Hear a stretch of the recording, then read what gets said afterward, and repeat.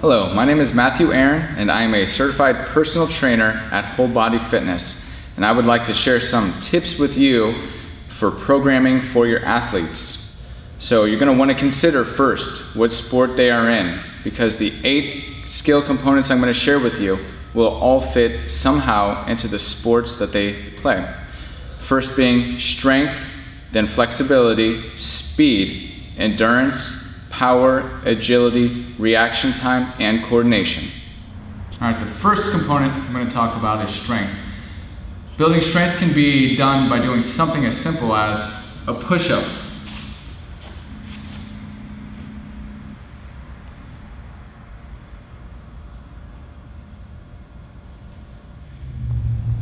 All right, the next component that I'm going to talk a little bit about is flexibility. Flexibility is the ability for a muscle to move freely throughout a certain range of motion. You will find that many athletes, although very explosive, do not necessarily have good command of flexibility. I will give you an example of a flexibility movement or a exercise here demonstrating hamstring or lack thereof flexibility. The next component I'm going to talk about is the speed component. I'm going to demonstrate a little drill here that an athlete could utilize to help increase their speed. I call it the quick leg.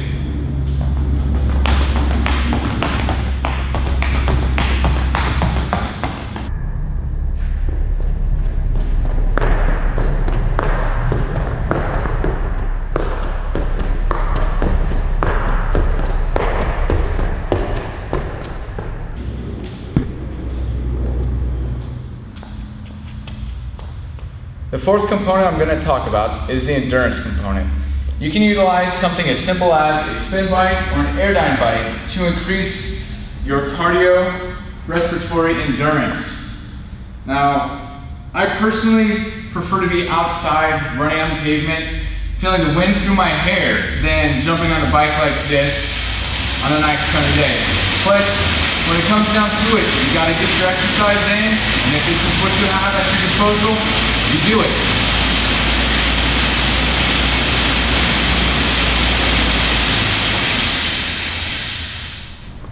The fifth component I'm going to talk about is the power component. Power and strength are closely related, mostly differing by the amount of reps you're going to utilize and the weight that you're going to utilize. Now, a good power exercise could be maybe the hang cleans. Obviously, I don't have a lot of weight on here,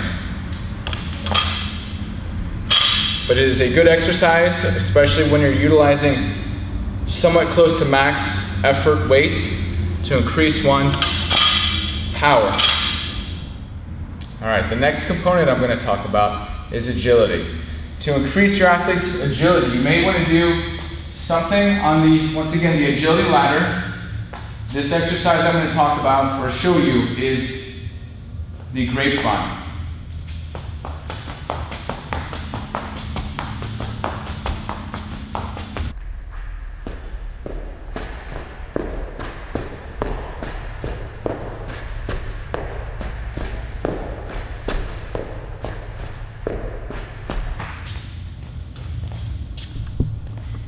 All right, so the 7th component we're going to talk about is reaction time. There's overspeed reaction time training, which can involve a simulator, which will train athletes at, let's say, 25% faster than what they are normally used to on game day, such as NASCAR drivers in a simulator will drive at 200 miles an hour versus the 150 miles an hour that they will drive on race day, thus making that 150 miles an hour seem much more manageable than the 200 miles an hour that they were training at in their sim.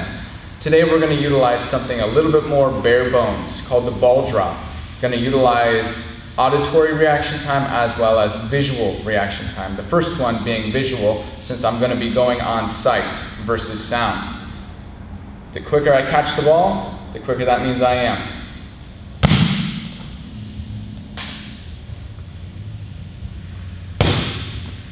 All right, now we're going to go on auditory, where I am just listening for the release of the ball with no aid from my eyes.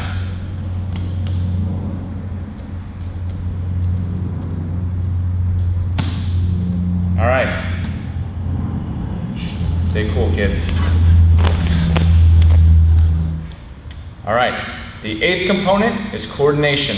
I like to train my athletes on a Swiss ball to increase their coordination. One way to train for coordination on a Swiss ball is to have a partner throw a ball to you. And then throw it back.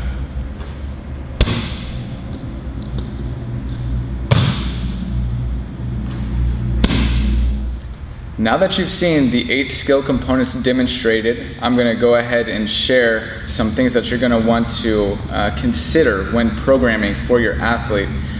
Don't assume that all athletes are going to utilize these 8 skill components equally. You're going to want to consider what event they are in. If it's a lineman in football, you're looking at more power, more agility. If it's a 1,000 meter breaststroker, you're looking more endurance. You're going to want to consider even more so, who is your client? Is this a 13-year-old kid that's just coming through the doors for their first year in basketball? Or is this a seasoned pro gymnast that's been doing this and they're now a junior in college? Now, is the exercise selection going to move them towards their goals? If the answer is no or a maybe, you may want to go back to the drawing board, select something a little bit different, and you want to ask your athlete when their season begins. You don't want to start an off-season regimen when their season is already in full swing, nor do you want to start off-season training them when their season just ended and they need to recuperate. The body needs to rest. So hopefully today I've been able to help you guys out with your athletic programming.